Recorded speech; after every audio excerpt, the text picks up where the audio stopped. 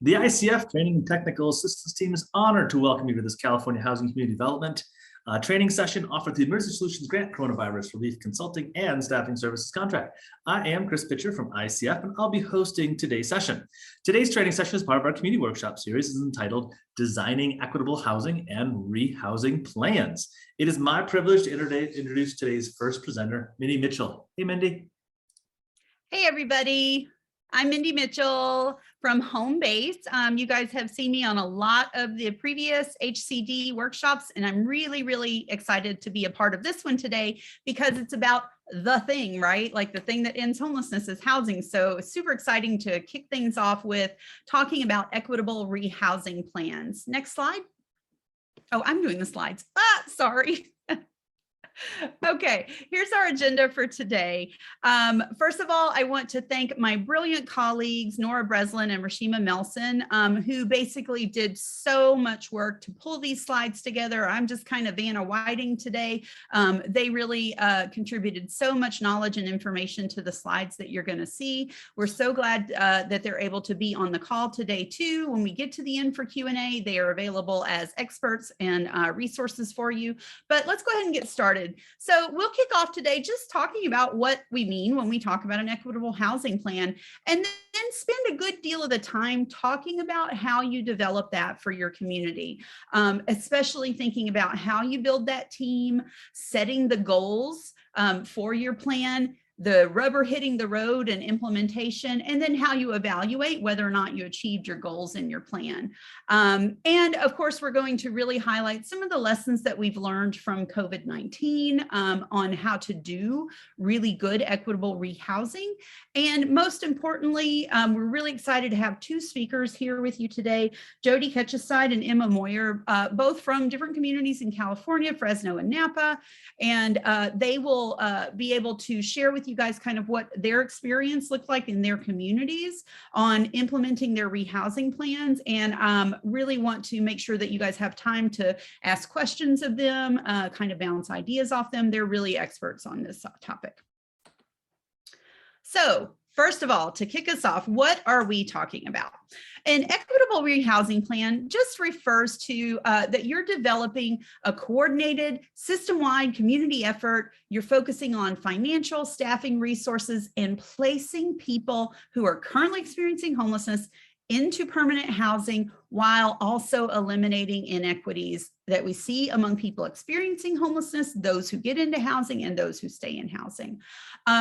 Good rehousing plans too will often have a goal that involves working with, focusing on a particular vulnerable target population. That can be really broad, like just people experiencing unsheltered homelessness, or it can be really narrow, as some communities did during the pandemic, where you're looking at just folks who are really high risk for the worst effects from COVID-19. And of course, thinking about all of this equity in housing within the structure of fair housing laws. So an equitable rehousing plan has four basic elements. First, of course, you're building your rehousing team, got to get the right folks at the table. You're going to identify and set your goals. And these are the SMARTIE goals. A lot of you have probably heard about SMART goals, but now there's an I and the E on the end for SMARTIE. And that's a really important part of making sure that our goals and our plan are equitable. Then you're going to do the really hard work of implementing that plan and finding out whether or not it actually accomplished what you set your goal for. So what do we mean by rehousing? This is just the efforts that are going to get people who are currently homeless into permanent housing, not homeless anymore.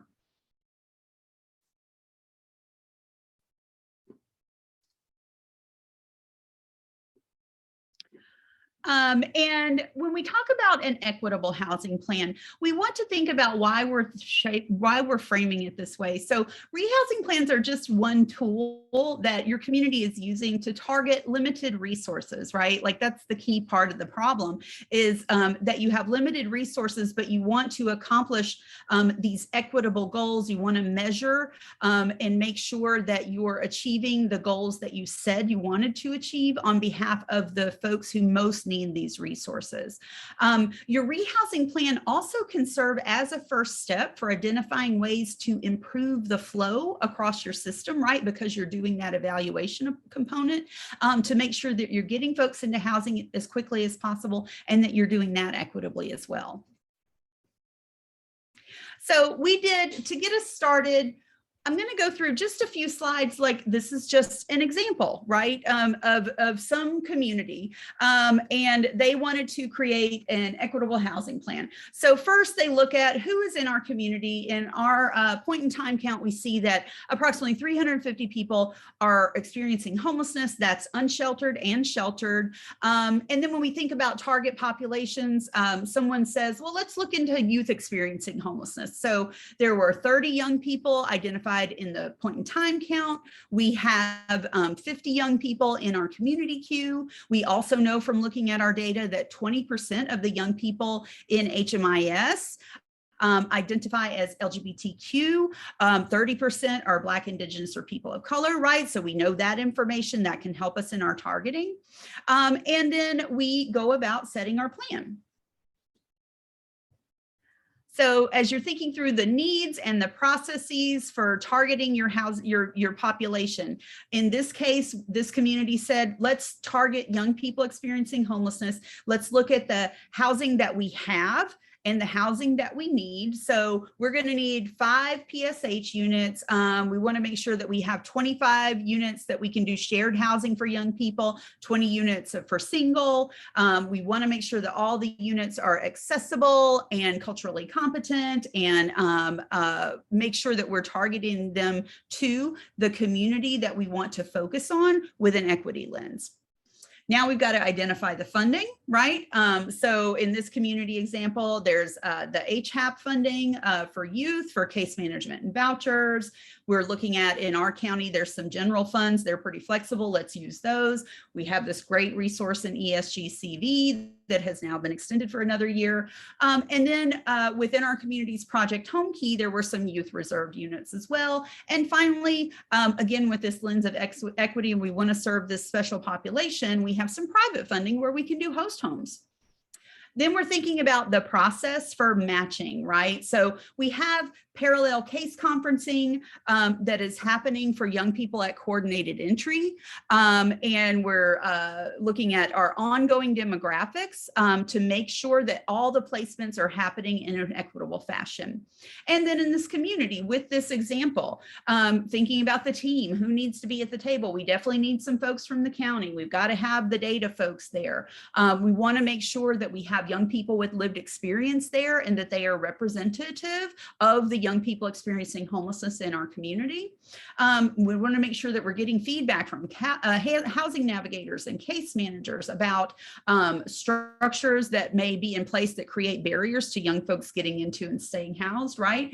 We want to make sure that part of our working at this from an equity lens is that we have our diversity, equity, inclusion coordinator there at the table too, and someone who can talk about coordinated entry and what that process looks like. So in this example community, this is the SMARTIE goal that they came up with, right? By January 1st, we have a date on it. Our community will match and place 50 young people into permanent housing to eliminate the disparities that we see in housing outcomes for LGBT and youth of color, right? So our community is going to monitor the placements, ongoing evaluation, right, to ensure that they reflect the demographic of young people experiencing homelessness.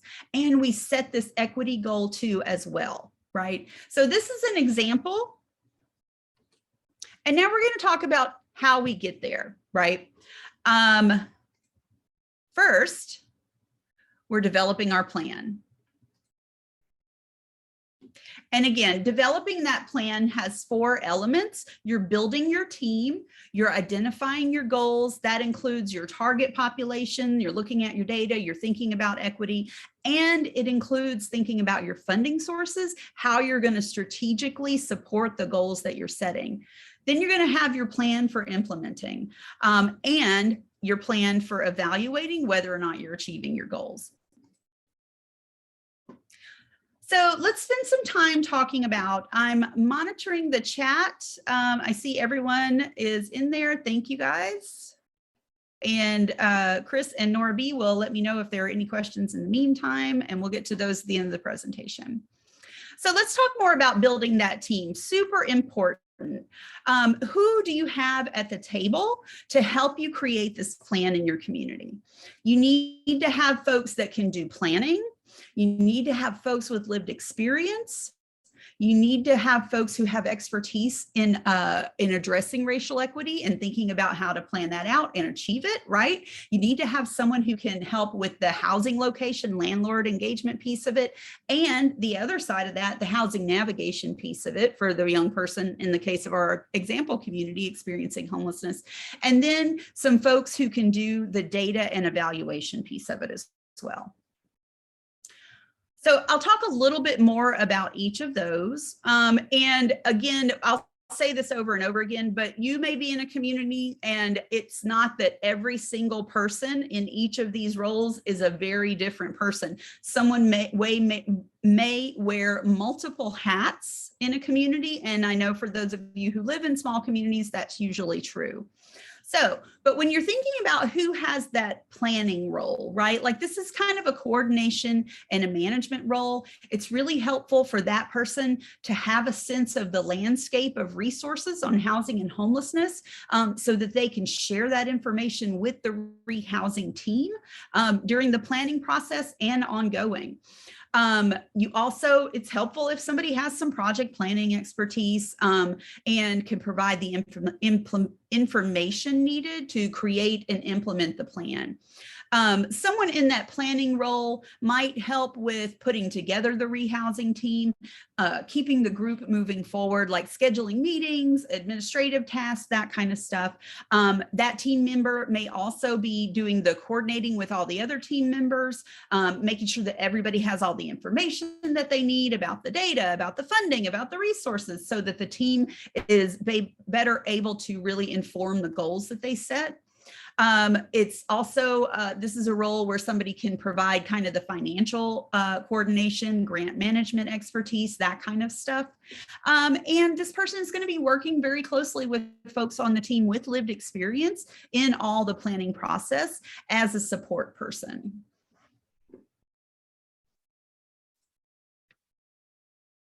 Next up, we have a really important part of the team, and this should be a part of the team that is throughout the planning process from the beginning, just thinking about this to implementation and evaluation. And we always have to note here, I hope all of you know this by now, but when you're working with people with lived experience, make sure that you're paying them, compensating them for the time and the value that they add to the team. Many roles that people with lived experience might fulfill on your team.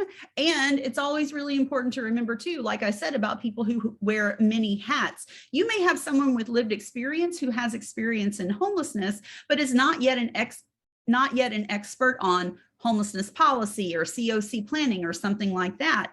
Or you may have someone who is leading your COC already and also has lived experience of homelessness, right? Like people have a broad range of experience and timeline in experiencing homelessness and in how they bring that to the work that they do every day. Also important though, that some folks don't have that level of information yet. So part of that initial contact, if you're working with folks who don't yet have that level of like COC planning kind of expertise, is that you're providing training and support for folks. You're also making sure that these folks are part of the collaboration with that rehousing team at each stage, from planning to implementation, to policy decisions, to evaluation.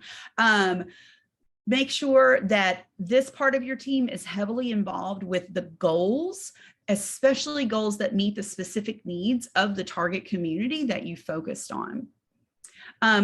These folks on your team will also be working for evaluating equity, ensuring the plan as you move forward is not creating more disparities or exacerbating the existing ones.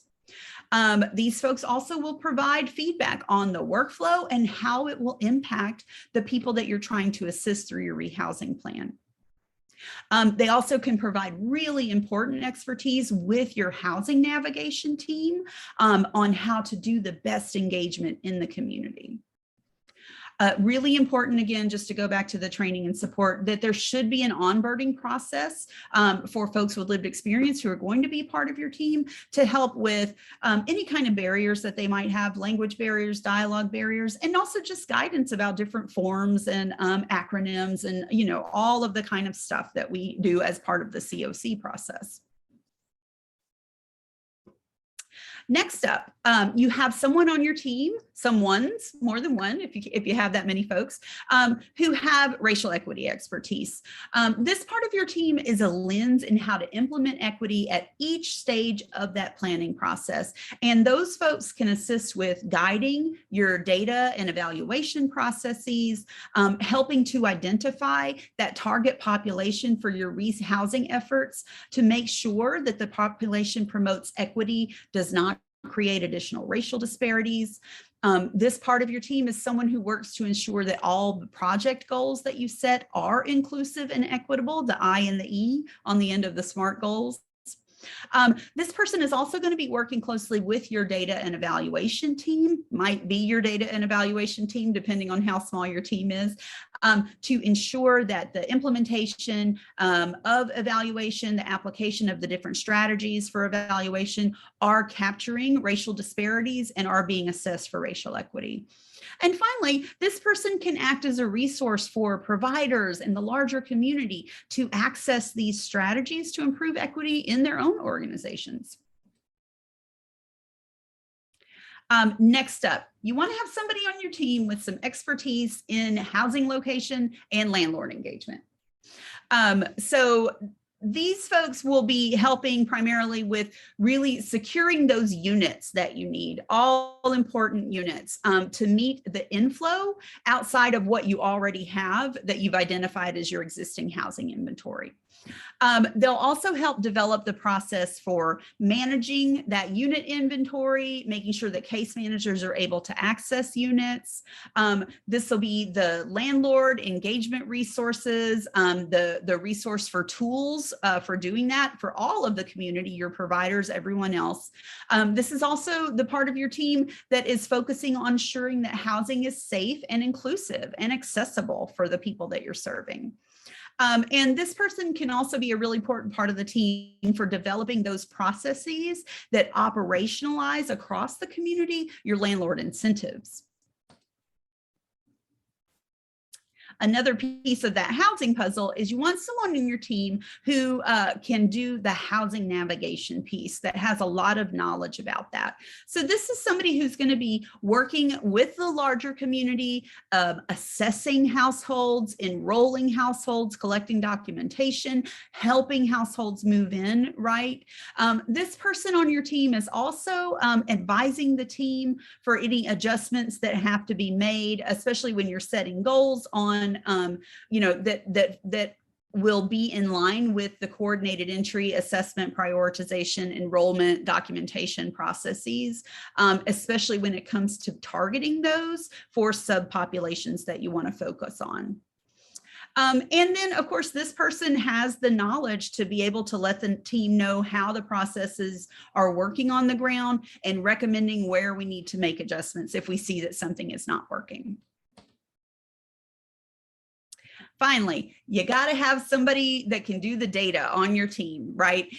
So these folks can be collecting quantitative data. So this might be data from your community queue, the universal data elements from HMIS, might want to look at current active HMIS users who are in certain project types for a certain time period. Make sure that you're always looking at the demographic data on that, maybe pulling your most recent point in time count. And then also we're focusing on qualitative data. And this is from focus groups, from surveys, interviews with providers, with people with lived experience, other stakeholders in the community, landlords. Everybody has something that can inform the work that you're doing on your rehousing plan and can let you know whether or not it's effective and equitable. And an important thing to remember here is that the qualitative and the quantitative data go together, and your team should be using both to identify your equitable housing goals. Okay, so your takeaway here is who's in the room, what knowledge and expertise is needed. So it's essential that you carefully think through who is going to be in the room in your community, whose expertise, whose system knowledge, right? You need to make sure that you have the right folks at the table contributing to your plan and helping implement it. Always, it's going to be folks with lived experience, folks who have some expertise in developing racial equity plans in the community, folks with system knowledge about funding, about COCs and ESGs and coordination and coordinated entry, and folks who have knowledge about the housing that's available in the community. And again, like I said, you can have multiple people filling multiple roles in smaller communities. That's almost certainly going to be true. But those are kind of the key pieces of the puzzle that you have to have in place to begin to develop your plan. Okay, next up for developing an equitable rehousing plan is identifying and creating your SMARTIE goals. So again, a lot of you, the concept of SMART goals has been around for a while and been updated with an equity lens. A SMART goal is simply a goal that is specific, measurable, achievable, realistic, time-bound, inclusive, and equitable. And we'll talk about each of those as we go through another example.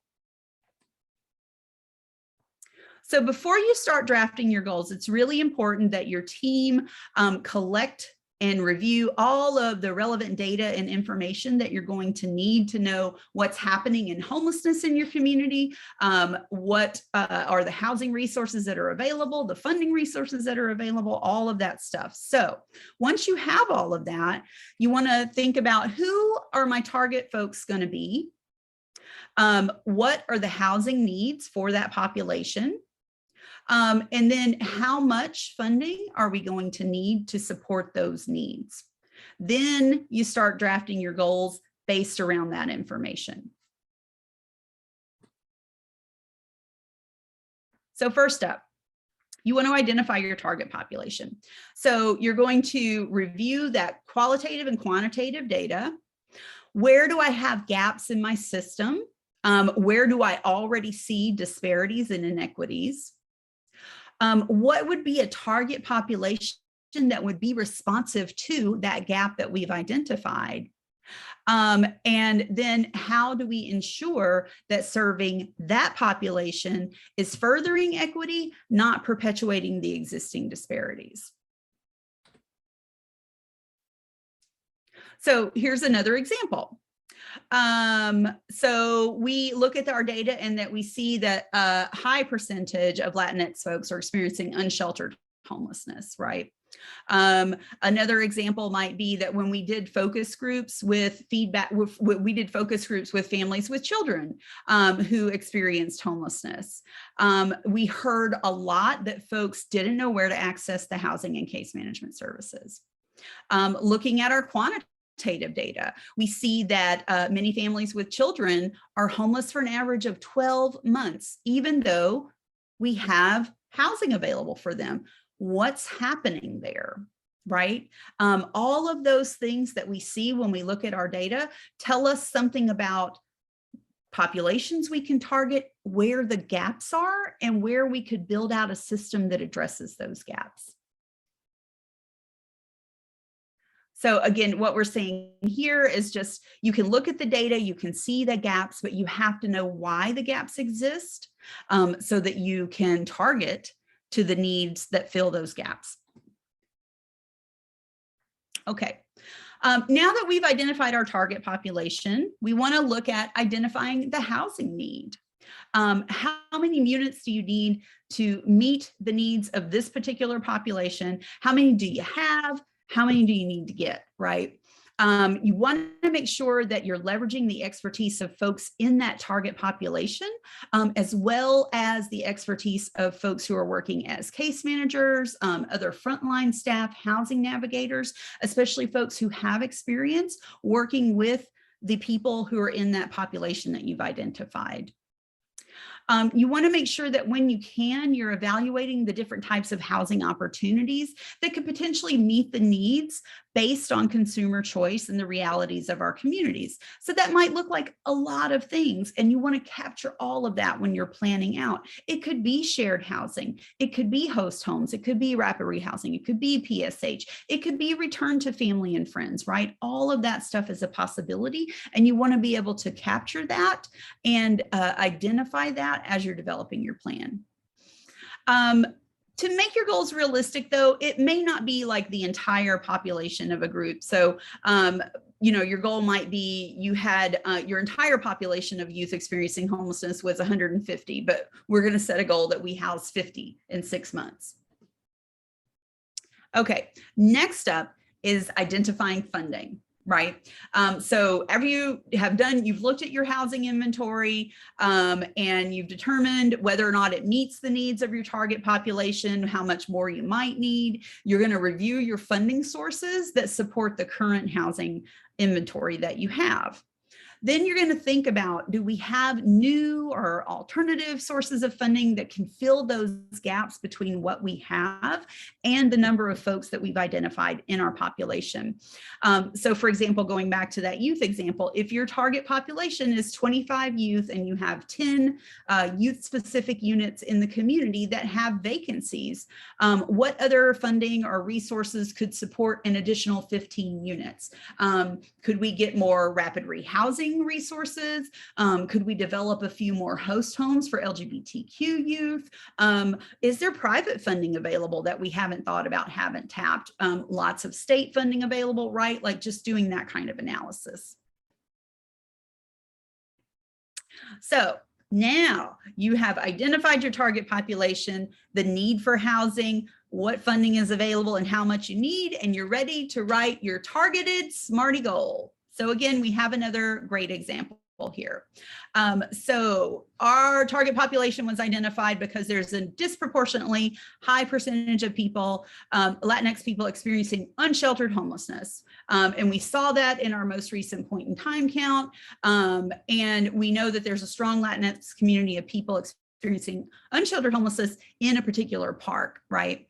So we're looking at our housing need. We need 50 units of permanent housing. We've done a data analysis. We've consulted with people with lived experience. We've talked to case managers, other community organizations that work with folks in this population.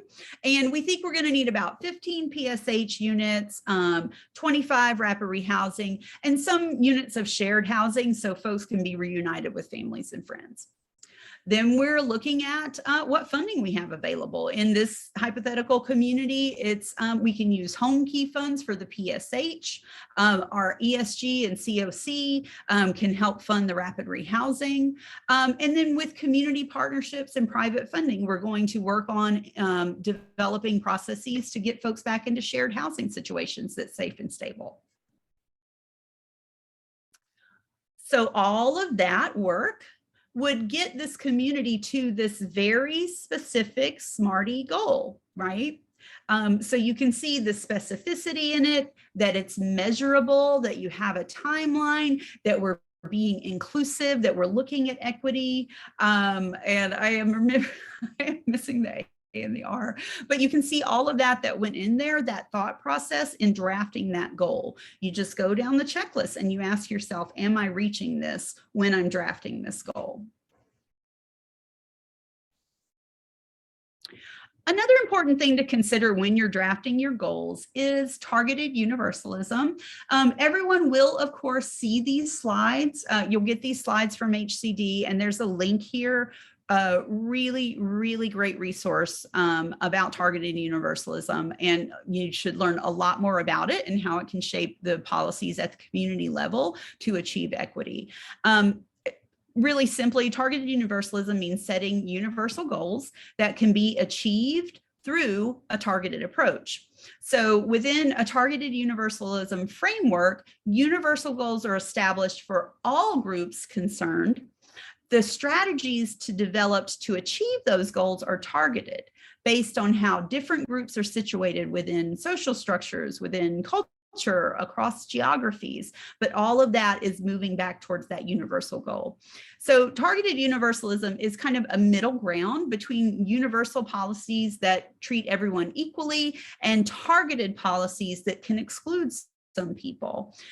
It seeks to develop this kind of range of implementation strategies that are tailored to break down structures that can create barriers for different groups, and to develop structures that promote good outcomes for different populations. So the strategies themselves are always targeted, but the goal is always universal. Chris, what do you think? Should we take a quick intermission? I think we can keep going. We'll take an intermission just before our guest speakers. You're moving right along. Okay. Okay. We'll go ahead and keep going then and take a little break before our speakers come on. All right. This is the fun part. This is where you begin to implement that rehousing plan. And this is what I really can't wait to hear from our speakers today about. I know in their communities, some of the work that they've done over the course of the pandemic, and this is really the hard stuff, but it's so impactful. This is about actually getting folks into housing, right? Ending homelessness. So to begin implementation, first, we're going to identify the processes that support the achievement of those SMARTIE goals. Again, keeping in mind targeted universalism principles in your implementation. Your rehousing team is going to have to create a workflow. You're going to need to go through and update all your policies and your written standards to make sure that they are focused on equity and achieving equity, and that they are moving towards and not stopping you from achieving the goals that you've set.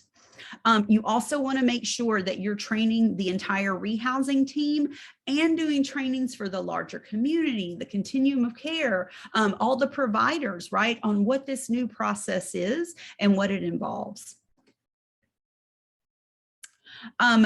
Special considerations for all of us are thinking about how we align our new goals and strategies with the coordinated entry system. So part of that policy and process review is looking at our current coordinated entry system and prioritization policies with an equity lens, and really doing a good assessment for the impact that they may or may not have on different vulnerable populations, including the one that we've decided to target with our SMARTIE goals. We need to talk about whether or not we need to have an adjustment to the current prioritization policy to ensure equity and also to ensure that we're able to serve those folks that we've decided will be our target population. Okay, and finally, after all that implementation is happening, we want to make sure that we're evaluating our strategies. Are we achieving the goals that we said we wanted to achieve? So this is an ongoing process, right? We want to make sure that a structure is in place, that we're evaluating housing outcomes. Housing is the goal, housing is the goal, housing is the goal. And whether or not folks are getting into and staying housed on an equitable basis. And so that's got to be ongoing. We want to also have processes built into our plan that we can make changes in real time for our rehousing activities. If we see that things are not working for a certain subgroup of our subgroup population, right? What's going on there? And are we flexible enough to be able to change things to better serve those folks? So some examples that you are going to be asking in your community as you're looking at your quantitative data. How many folks got housed? By what project type? how long are they in housing? How long are they staying housed? Who's returning to homelessness? Hopefully no one. How much case management and support is being provided? How many connections to other resources in the community? And always looking at all of that broken down by demographics so that we can assess whether or not there are any inequities that are happening as a result of our housing plan. And then qualitative data. Want to make sure that we're doing focus groups with lots of different people because everyone has a different perspective on what's working and what's not working. So we want to be talking to providers.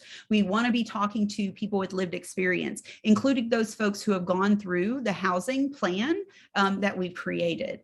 Other folks in the community, the landlords, the housing navigators, what's working, what's not working to get things moving from their perspective.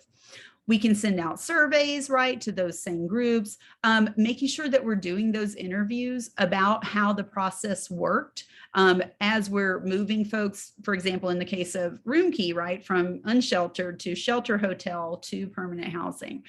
What worked, what didn't work, what could be improved. And again, we want to have these kind of ongoing feedback loops with both the folks on the provider side of things and the folks who are being served by providers to make sure that we're able to do that kind of continuous quality improvement.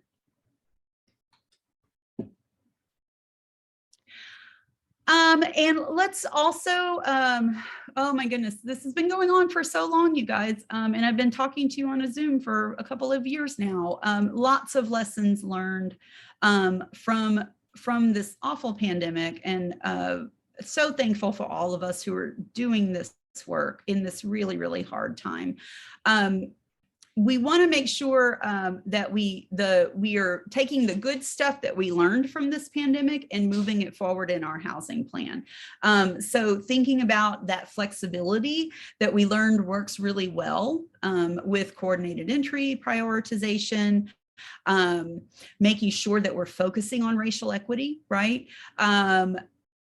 Working with our local continuum of care and thinking about aligning all of the resources from the different funding streams, especially all of the pandemic funding streams, right? Making sure that everything's kind of pointing in the same direction, focused on vulnerable populations, having flexible budgets, making sure that we can go a little longer on rental assistance if we need to, because folks are still struggling to find work.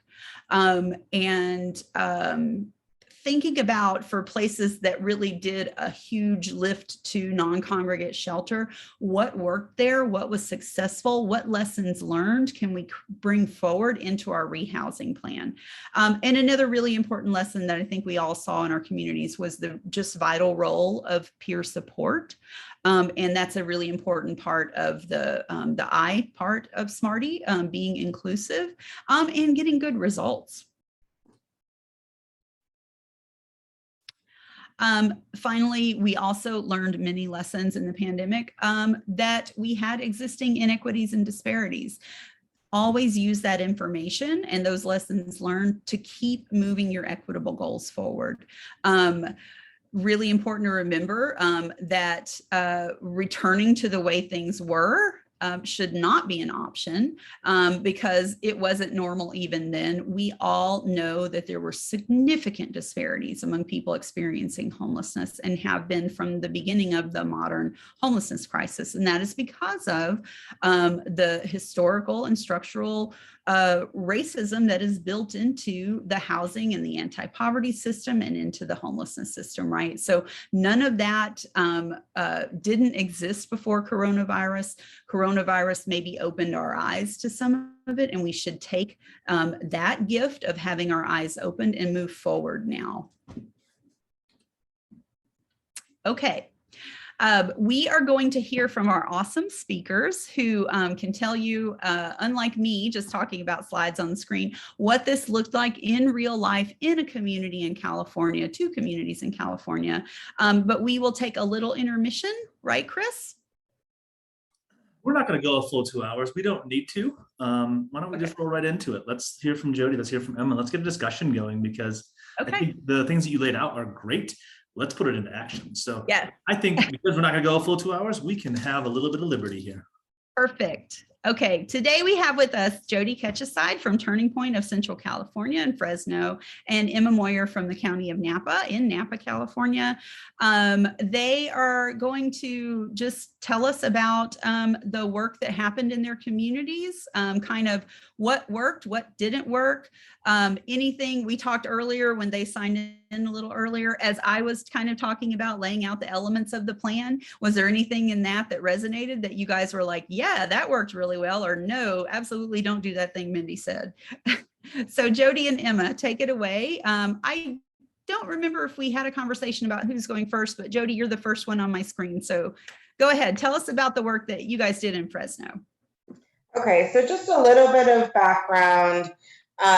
Fresno until 2021 had very, very few shelters. We really only had 3 that were, 4 that were small, that were continuum of care shelters.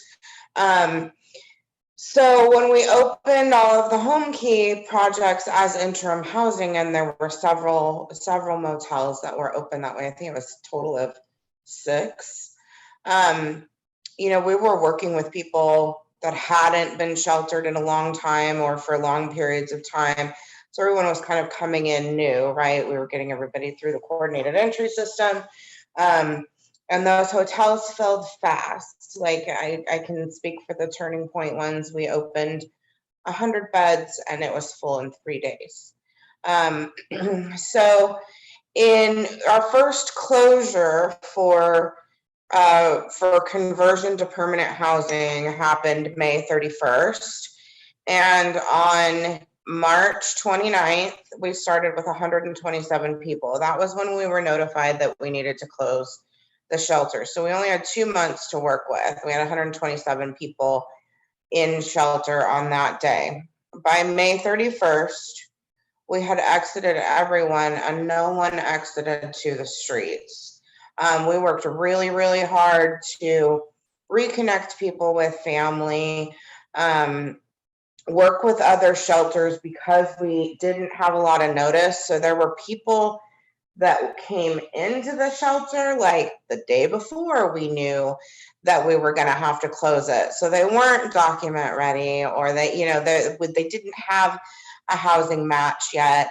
So what we did is we really engaged the whole continuum. Like Turning Point did not rehouse these people on their own by any stretch of the imagination. We engaged the whole community. We engaged the coordinated entry system.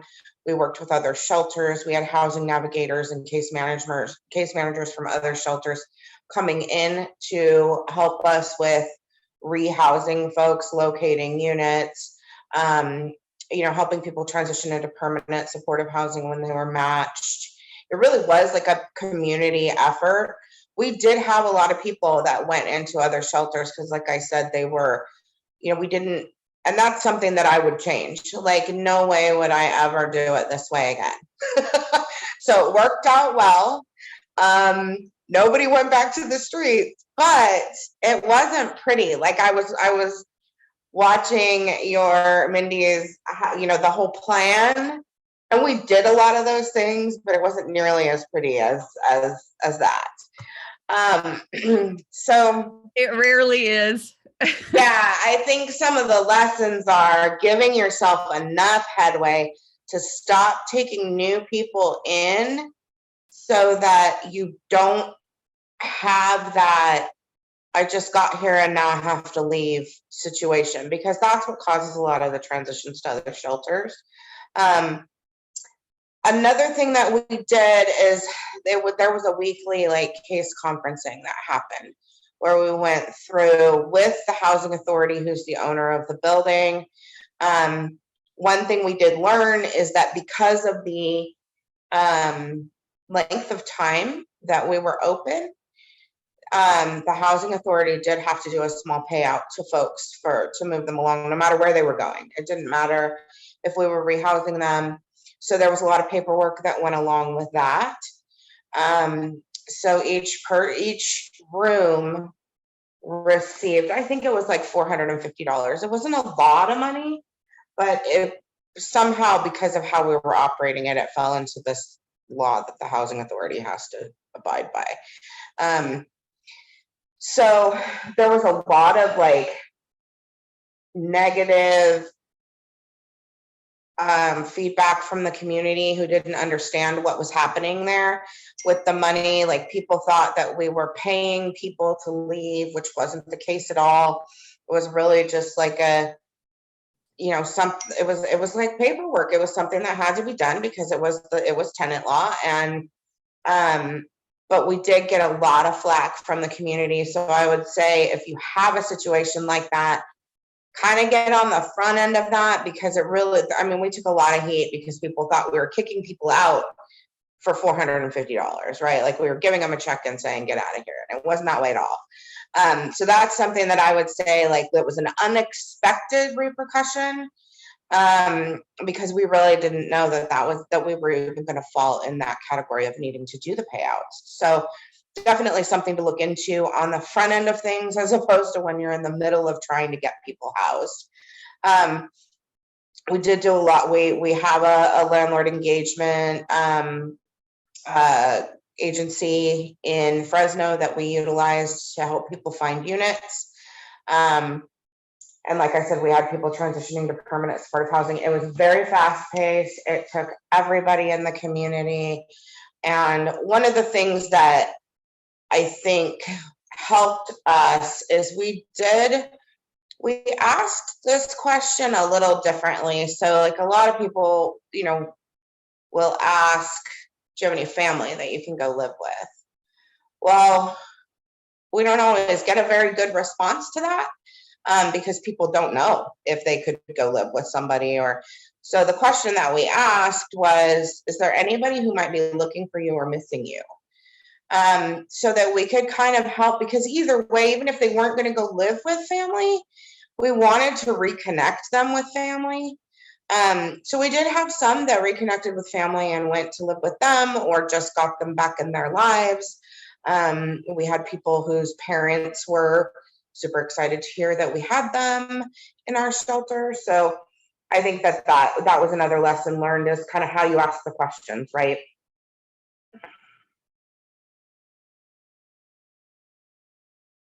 Jody, I have a question, and you might not be able to answer this. Those payouts you're talking about, do they have something to do with tenants' rights or length of residency, that you, in order to move them, you had to compensate them for such a move? Is that what I was to understand in that conversation? It had to do with all of those things, and the fact that the building was owned by a public housing agency. So it's the being that the housing authority owned it, it slipped us into some, and I don't completely, I'm be honest with you, I don't completely understand it. You know, I was along for the ride at that point. I let them handle that with the families, but I kind of tried, we stayed out of the payout stuff because it wasn't, you know, that was all done through the housing authority. I love that you bring that up, Jody, and thank you. I love when people share their successes at what worked, but I think it's always so beneficial to hear what didn't work or what went sideways. And like that, to me, gets to one of those things about training and education, including training and education for ourselves. Like, we go into wanting to do something without an awareness of, like, there are often just so many layers of bureaucracy that have to be navigated just to get something done. And until you, for example, in this case, like, why would you ever have had to know that information, you know, until, oops, here's a piece of the puzzle, is that the building is owned by a PHA. The PHA has its own set of laws and bureaucracy that, by the way, is much huger, thicker than the COC. And so you need to have somebody on your team who, again, for all of you, like, moving forward, this is your ideal team as you go out into the world. And the great thing that we're so happy to have Jody and Emma here today is, like, they, like all of us in the beginning in the pandemic, were just, this was a seat of the pants. We got to get this done, right?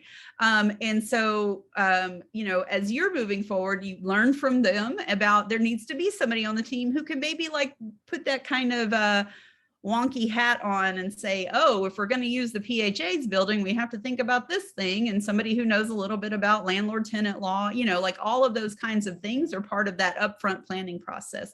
So thank you for that, Jody.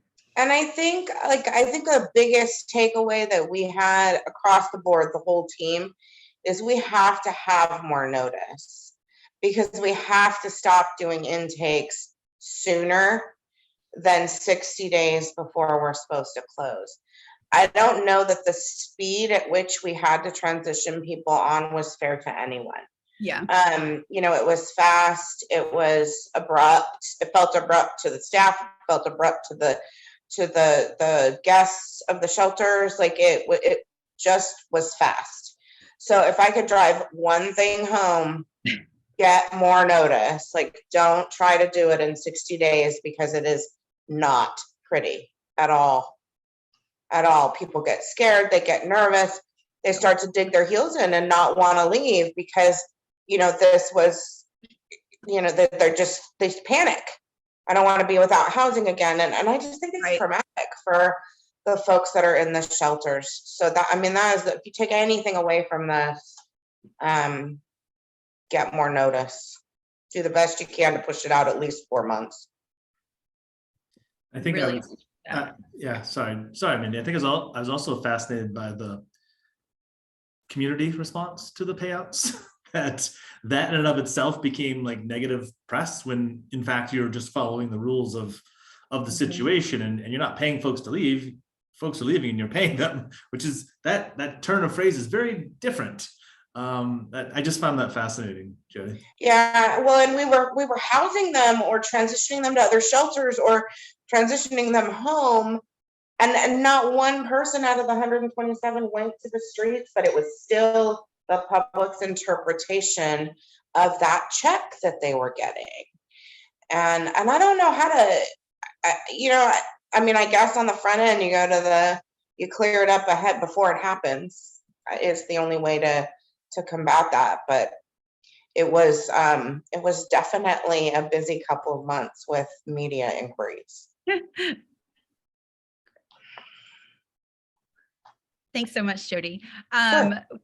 Jody will be staying on. We'll have plenty of room for conversation with everyone, Q&A, and would love to hear from those of you who want to share the same experiences that you guys had in your communities and lessons learned. But next we'll hear from Emma from Napa County. Emma, go ahead and tell us a little bit about rehousing in Napa. What worked, what didn't? How did you guys do the rehousing plan? Who did you target? Yeah, well, I'll first preface with, it would have been wonderful to have a whole plan going into this. Rehousing plan sounds way more formal than what we had. But just to put it into perspective, we had 4 sites that operated in a project room key capacity since the beginning of March, or mid-March, beginning of the pandemic. So I'd say the challenging part was kind of standing up and closing down, like Jody mentioned. We have just in Napa, we have 3 shelters, 1 family shelter, it's about 7 rooms, just to put everything into kind of perspective.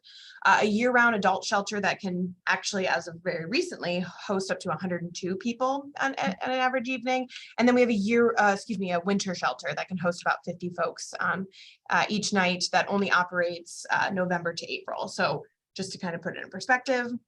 Again, 4 sites starting in March. Our last site just closed at the end of June. And I'll say, again, standing up and all the things that Jody mentioned about how people give them plenty of notice. We just, we got these kind of, we got an additional funding. We want to utilize the fund. Let's go. So that was frustrating, but that is pandemic response. And that's kind of what we all are used to at this point. So I wish we would have had more time to plan and really kind of figure out a little bit more. Hindsight's 2020. But we worked with our coordinated entry list to place folks. So kind of went down, prioritized folks based on vulnerability, age, and then their medical vulnerability. So, Napa's a pretty small community. We were able to work with our kind of main hospital, medical case management, and then a primary care provider to ensure that we were prioritizing the most medically vulnerable. Most of the folks were at our shelter, and we moved over into Project Room Key. Not all, we certainly placed some folks directly from the streets and things like that. But the idea was free up space in the shelter for decompression and to allow for more folks to come into the shelter. So kind of a flow.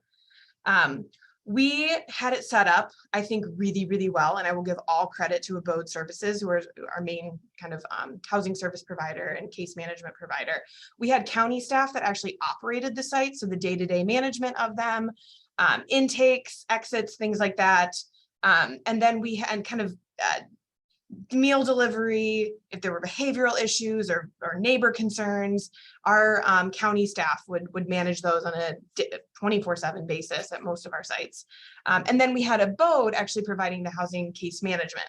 So I say kind of a good cop, bad cop model. It was nice that the case management was separate from any behavioral issues that were on site, though very coordinated too. But it allowed for Abode to maintain a really positive relationship with the folks and move and ensure that we're, they're having very housing focused case management. And again, looping in the on-site folks as needed if there were other behavioral issues that threatened their stay or something like that. We definitely had kind of an all hands on deck approach when it came to that. In terms of outcomes, we had about 50% overall at all of our different sites move into permanent housing from Project Room Key. About 30% moved back to shelter, and some have since been housed. Of those 30% that moved back, about 15% were either unknown, back to the streets, or some type of temporary situation. Challenges: high hotel costs. Particularly towards the end of the program when the economy opened back up. Obviously, Napa is a high tourist area. It was very difficult to find hotel rooms that we could rent. High cost of operating the program in general, all the staffing, all the services, things like that. It was a high cost program. During some of the spikes that we had, we actually operated our Room Key site out of our IQ site. It was a motel situation, so everyone had their own bathroom and room and things like that. But that got to be a little challenging programmatically. Just some folks were there under isolation and quarantine orders and some were not. So that just kind of created a little bit of wonkiness. And then I say it all just happened so quickly. We'd get funding. Oh, we got a new round of funding. Let's go, go, go. We wanted to get the funding out. We wanted to get folks in. So luckily we had a pretty robust coordinated entry system set up. And again, the players were kind of all ready and willing to kind of get on the phone at a moment's notice, which was really, really helpful.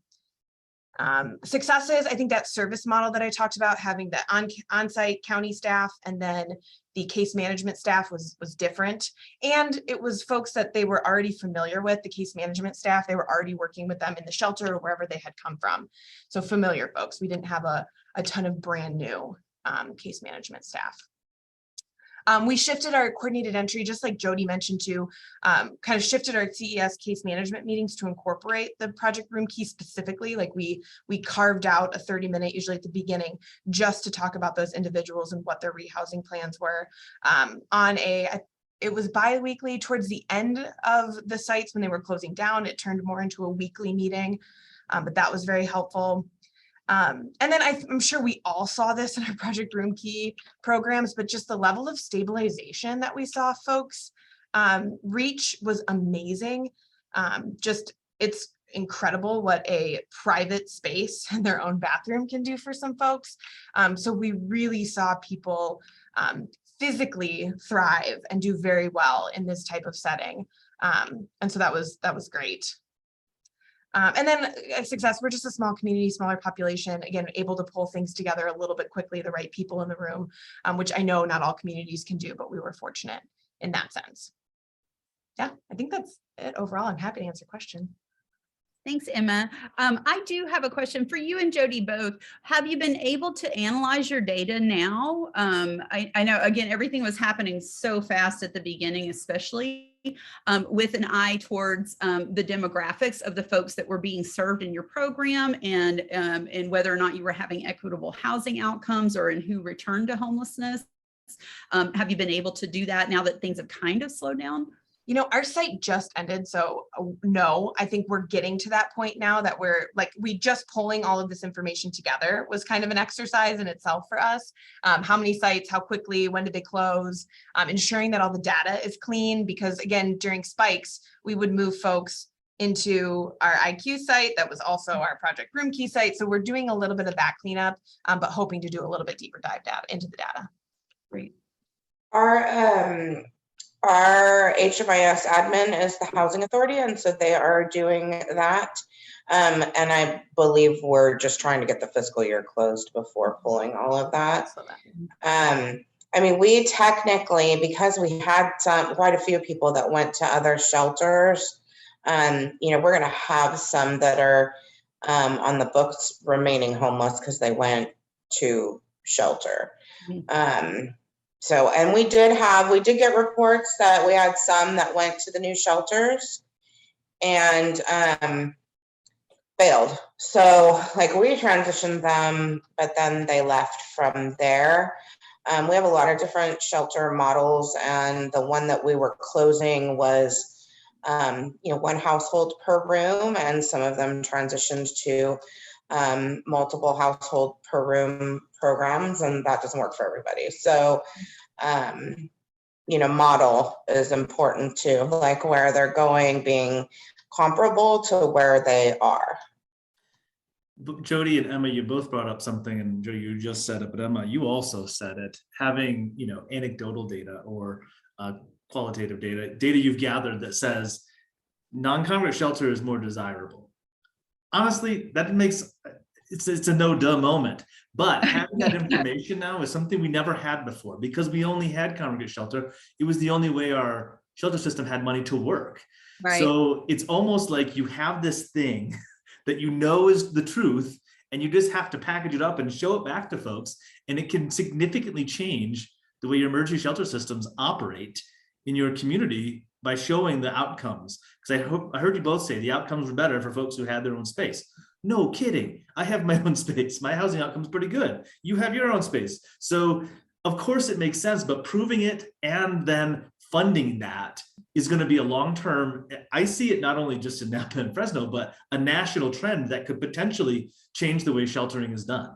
And I'm just kind of putting that out there as, when you have that data, show us, show everybody, because we know it's true, but we have to prove it. And once we prove it, we can keep that model alive. So I just wanted to kind of hit on that. And when you're being funded by jurisdictions, you know, they want the most bang for their buck, which I get. But it's, you know, it took me a little while to help them understand that if you double the beds, because this is how many rooms we have, and some of them only have one person in them. If you double the beds, then you have to double the staff, and that's expensive. So, you know, we can't, when you have one person per household, then or one household per room, we case manage by household. So one case manager can manage, you know, half the rooms or whatever, depending on how big it is. But when you start putting people in rooms where there are two different households, now you're doubling the case management expense. So not only is it, so in some ways it sounds less financially sound not to double people up, but it's really not. Like, it really doesn't make any difference in terms of cost. You're still going to have that added staff expense. Yeah, and I think looking at like, what, you know, those, how many folks accessed Project Room Key that had not previously accessed shelter before? That's going to be a really telling number. And I don't know that off the top of my head for us, but I know it was very high. No thank you to the congregate living, but a hotel room, yes. And the one individual I can think of struggled a lot with mental health issues, and a congregate setting was not healthy for this individual, but their own room with case management coming to see them and providing in-home support, it worked. So yeah, I totally agree, Chris. I think that's going to be really, really telling. I think when we talked about the planning, and again, it's easy to say, I'll make these slides and this is how you do it in a plan, and you guys were drinking water from the fire hose. But I think now that you're getting to the end of the room key piece of things, I can't wait to see the quantitative data, but also the qualitative data, getting that feedback from folks. You know, we've done in our field, there have been numerous times where focus groups have happened with people who are unsheltered about why they don't go into shelter. And there are very, very good reasons not to, right? So I can't wait to see also the qualitative data that you guys come up with there when you do the evaluation. Yeah, and I think Jody, you mentioned, one person per room versus multiple families per room, that doubles the effort. It also slows down progress, because now instead of just dealing with people trying to get housing, you're dealing with people, and then you're dealing with housing, and that might not just be a double. That might actually be even a big multiplier. So now folks are staying longer because there's more conflict. You have to solve the conflict before you can solve the housing, and it takes longer. So in the end, you're actually spending a lot more money then in that case. So that kind of, when you said that, I'm like, oh yeah, duh, that's a multiplier. Yeah, roommates is constant conflict resolution, constant. Yeah. I mean, we have programs, we have permanent supportive housing where we have one program that's shared housing, and there's a reason there's only one that's shared housing, because we learned a lesson. Absolutely. It's you have to staff it 24/7, and it's permanent housing. So that's not a typical model. Usually they're not staffed 24/7, but you have to if you've got them in roommate situations. You can't get around it. It's more expensive. Yeah, Emma, I was struck by something you said when you started, which is, Mindy went through this. This is how you set up a rehousing plan. And look how formal Mindy made it look. And you're like, yeah, no, we just kind of did it. Now I understand that part of that's pandemic, and part of that was like we just had to run. But I wonder, when you look back at what you actually did, how closely it actually mirrored what Mindy was suggesting. It was just not intentionally built the way we kind of structured it, but you ended up piecing it together. So just curious about your reaction to that thought. Yeah, no, absolutely. And, a lot of the rehousing work was already being done with folks in the shelter system, or kind of where, we've got an outreach team that works with folks kind of where they're at. So this just allowed for a little bit of stabilization for those folks too. So again, for the case management, we had a little bit of a, they were in one location and pretty happy with that location. So it just became a little bit easier to do case management with folks versus shelter, where there's a lot of other issues, or, in their encampment or in their tent or something like that. So logistically, it just became a little easier. But yeah, I agree. A lot of it did resonate. It just, we didn't come up with this very targeted plan. It was more of, okay, now they're just in a different location. And I think that's great. I mean, plans are plans, but the process is really the thing you want to follow, and having the right stakeholders, having the right things in place. And I think Mindy laid that out well, but it doesn't have to be this formal 10-page document that you all follow. It's more just a way to make sure we all move in a similar fashion. Mindy, sorry. No, one of the things, and again, I did not come up with that plan. It was my wonderful colleagues, Rashima and Nora B. Really, really great information. And I hope you all will take it. They're wonderful slides that they put together, and use them to draft your own formal 10-page plans. In the absence of that, one of the things that I thought about when I was looking through the slides was, I think this will be true for any field, any funding stream. What lessons did we learn from the flexibilities that the federal government allowed with this money, that we want to hopefully keep, putting our advocacy hats on now when we get back to regular money and not COVID money?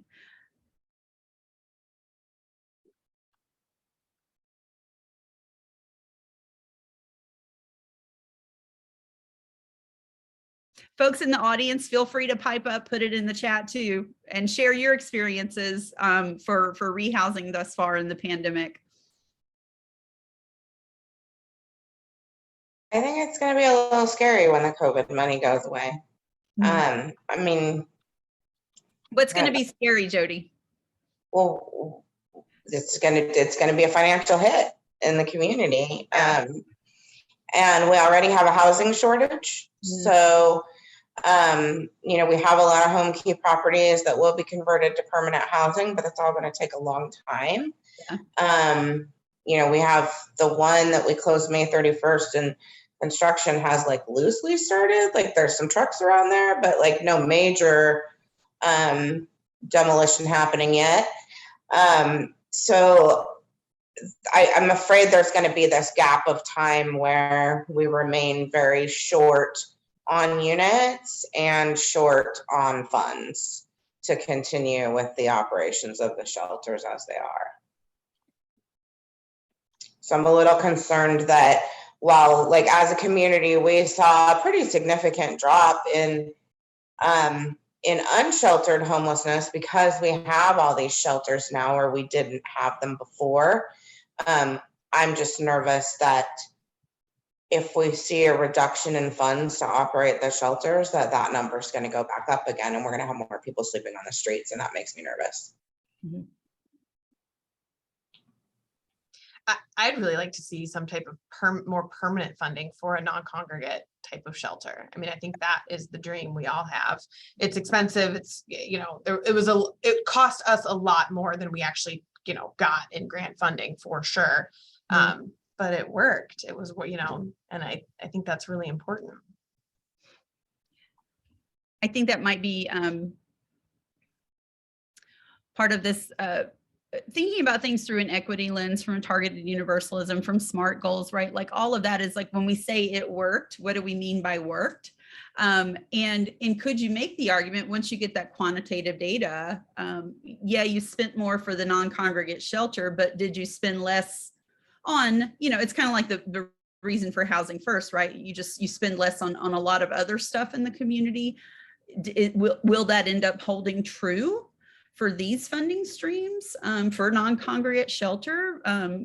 What worked that we got out of it? Did we pay a little bit more here for shelter, non-congregate shelter, but then did we get much better outcomes over here? And for folks that we had never served before, right? I think those are all hopefully really important questions that we'll all be asking in our community as we evaluate the work that we've done in the pandemic. Any other folks in the audience want to chime in the chat about flexibilities that you had with your COVID funding that you want to see permanent? I have an example that's not related to ESG-CV, but there was purposefully allowing for waivers in the emergency housing vouchers about a lot of different things, but including some things that like PHAs could waive, certain criminal records. And I would love to see all housing choice vouchers, right, have that kind of flexibility. And that's a matter of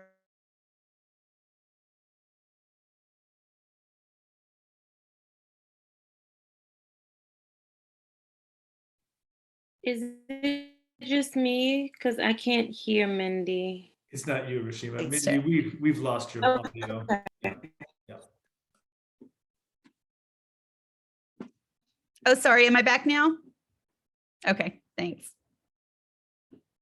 I just had my policy advocacy hat on, so. Does anyone have any questions for our awesome speakers or for our experts, Rashima, Nora, Chris?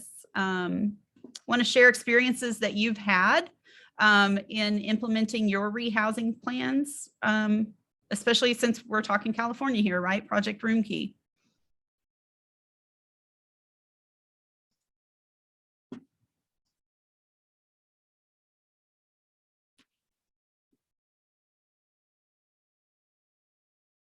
Well, not that I can't handle silence, but I do want to fill just a little bit because I'm looking, I'm sitting here listening and I'm staring at Natalie. Natalie, sorry, I'm going to talk about you for a moment.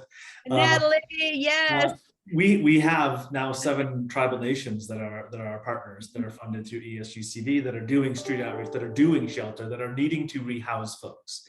And needing to learn from their communities how you did what Jody did or how you did what Emma did, because we are identifying new folks off the street, getting them into non-congregate shelter and needing them to get housed. So I think this is a really timely conversation for our tribal nation partners and for us who might have housing structures built, but we don't, maybe through the COC process, our tribal nations are working with us, or maybe through ESG, but we're all going to be hopefully at some point working with the tribal nations, and there's just so many in California, 109 that are recognized, and many more that aren't, that are partners for housing, either offering housing or have folks that need housing. So that's what I've been kind of thinking about as just kind of watching this group, mostly because Natalie's right straight and I know her. But that is another thing that we need to kind of think about. That structure that you have built, Jody, that structure you built, Emma, how can a tribal nation, doing a non-congregate shelter connect into that? Is it through coordinated entry? Is it through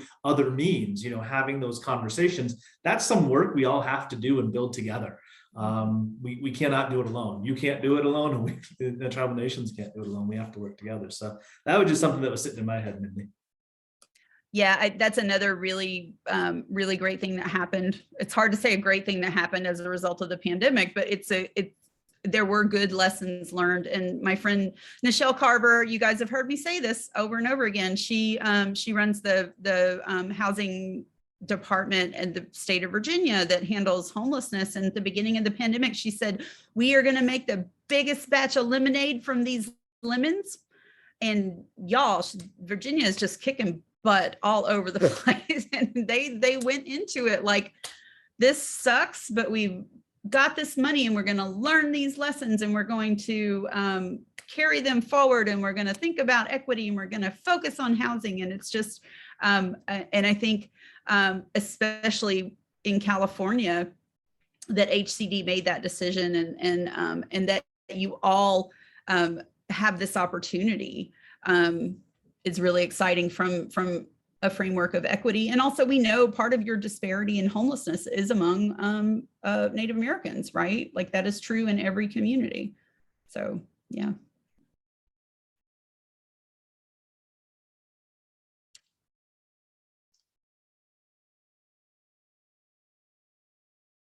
Any other questions? Anybody want to share thoughts, insights, what worked, what didn't work, especially what didn't work?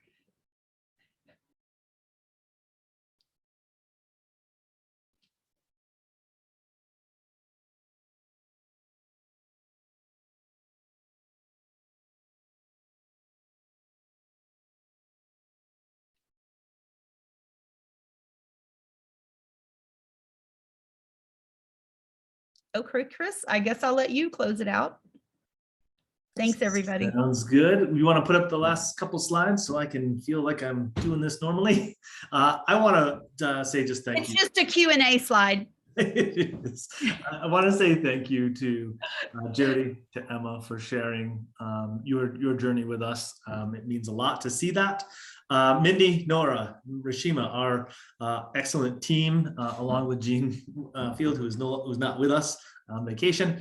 Thank you for putting this together. And I just want to say thank you to all of you for sticking with us and attending this California Housing Community Development Community Workshop session offered through the Emergency Solutions Grant, Coronavirus Relief Consulting and Staffing Services Contract. Look out for more information on our next community workshop series. When this session ends, there's going to be a quick survey.